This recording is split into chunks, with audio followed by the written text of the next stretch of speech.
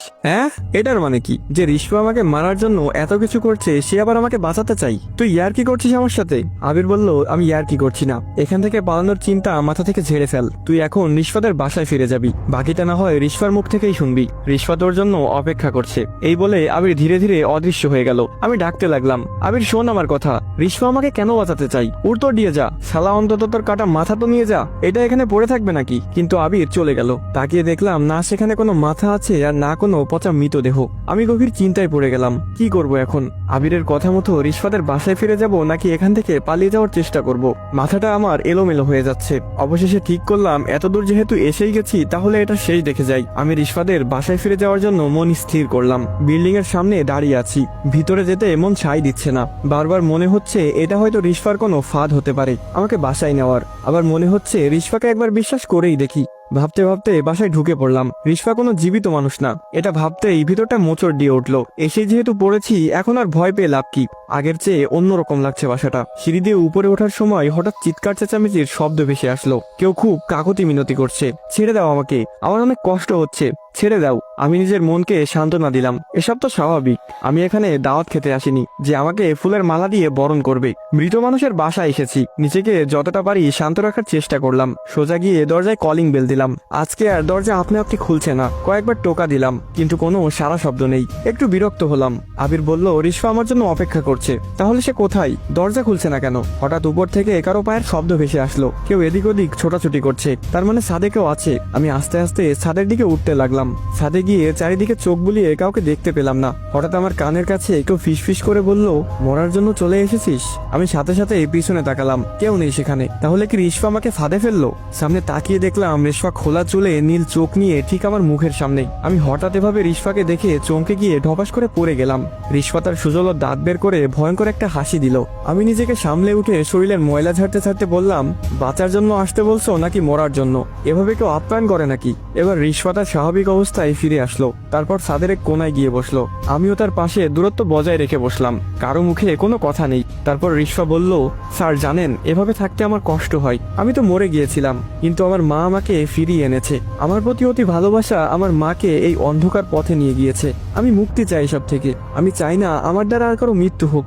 আমি যতদিন মুক্তি না পাবো ততদিন একজন করে মরতে থাকবে।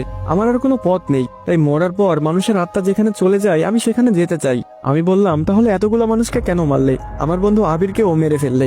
তাদের কারো কাছে সাহায্য চাইতে, হয়তো অনেক আগে এই মুক্তি পেয়ে যেতে। রিশপা একটা মিষ্টি হাসি দিয়ে বলল, স্যার তারা কেউ আপনার মতো সাহসী ছিল না। আমি আপনার মতো একজনের অপেক্ষায় ছিলাম। আপনাকে প্রথম দিন যখন আয়নাতে ভয় দেখালাম তখনই বুঝে গিয়েছিলাম আপনি এত সহজে ভয় পাবেন না। আর আমাকে মুক্ত করতে হলে সাহসের সাথে দরিয়ার মোকাবেলা করতে হবে। আগের কেউ সেটা যোগ্য ছিল না। আমি তাদেরকে মারিনি, তাদের ভয় তাদেরকে মেরে ফেলেছে।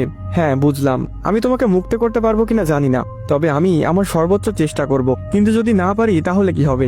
রিশপা বলল, তাহলে আর কি হবে? আপনাকে মারতে আমার খুব কষ্ট লাগবে, কিন্তু মারতে হবেই। তারপর আবার আপনার মতো কারোর জন্য অপেক্ষা করব। এর মাঝে হয়তো আরো অনেক প্রাণ যাবে।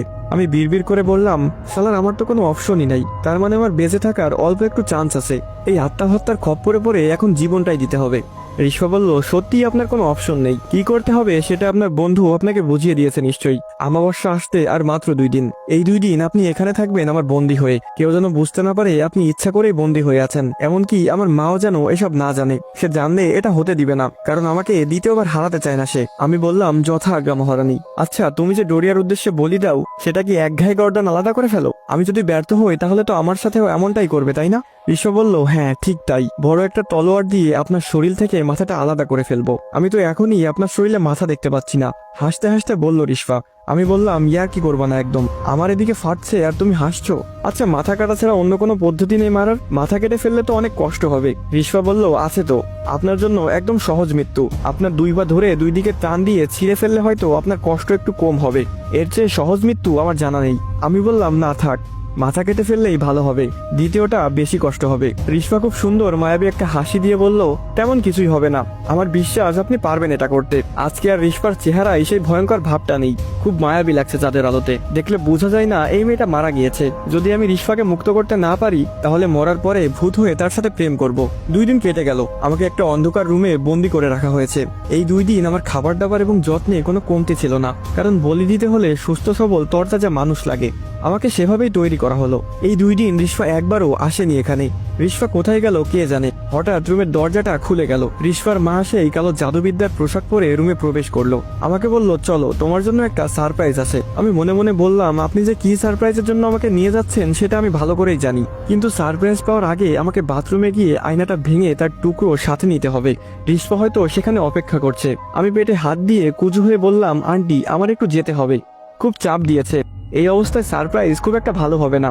আন্টি হাসি দিয়ে বলল, যাও যাও, তাড়াতাড়ি পেট পরিষ্কার করে আসো, আমি কিছুক্ষণ পর আসছি।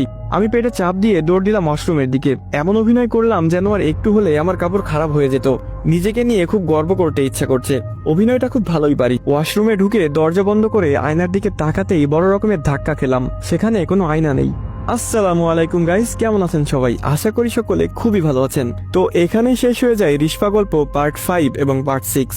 তো গল্পটি কেমন লাগলো সেটি অবশ্যই কমেন্ট করে জানাবেন, কারণ আপনাদের প্রতিটি লাইক এবং কমেন্ট আমাকে পরবর্তী ভিডিও বানাতে উৎসাহিত করে। তো আজকের মতো এ পর্যন্তই। ভালো থাকবেন, সুস্থ থাকবেন। আল্লাহ হাফিজ গাইস।